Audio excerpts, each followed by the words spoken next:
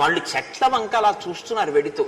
రాజు అనేటటువంటి వాడు చేష్టితముల వలన మనసుని పట్టుకోగలిగిన వాడు అయి ఉండాలి. ఎంత పెద్ద మాట అండి అది. నిజంగా చేష్టితము అంటే శరీరములో ఉండేటటువంటి భావ ప్రకటన, శరీరావయవముల వలన భావము ప్రకటింపబడితే చేష్టితం అంటారు. అబ్బా అన్నారనుకోండి, ఆశ్చర్యాన్ని ప్రకటించారు అని. భావాన్ని శరీరంలో కదలికల వలన రాజు పట్టుకుని దాని వలన అవతల వారిని గ్రహించగలిగిన బుద్ధిమంతుడై ఉండాలి. అసలు నువ్వేం చూసావు వాళ్ళ కదలికలు? అసలు నువ్వేం చూసావు వాళ్ళ చేష్టితం? వాళ్ళు ఎందుకు చూస్తున్నారో చెట్ల వంక, వాళ్ళు ఎందుకు చూస్తున్నారో ఈ శిఖరాల వంక? వాళ్ళు ఒక చోట నిలబడి ధనస్సు ఎక్కుపెట్టి చూడటం లేదు, ధనస్సు భుజాన తగిలించుకుని వెళ్ళిపోతూ చూస్తున్నారు. వాళ్ళు సుగ్రీవుడి కోసమే చూస్తున్నారు, స్నేహం కోసం. కానీ వాళ్ళల్లో ఉద్విగ్నత లేదు, వాళ్ళు ఏదో వెతుక్కుంటున్నట్లుగా ఉందంతే. అసలు వాళ్ళ చేష్టితం నీకు అర్థమైందా? అర్థం కాకుండా ఓ నిర్ణయానికి వచ్చి ఎలా పరిగెడుతున్నావు? నువ్వు ఎలా రాజు అవుతావు?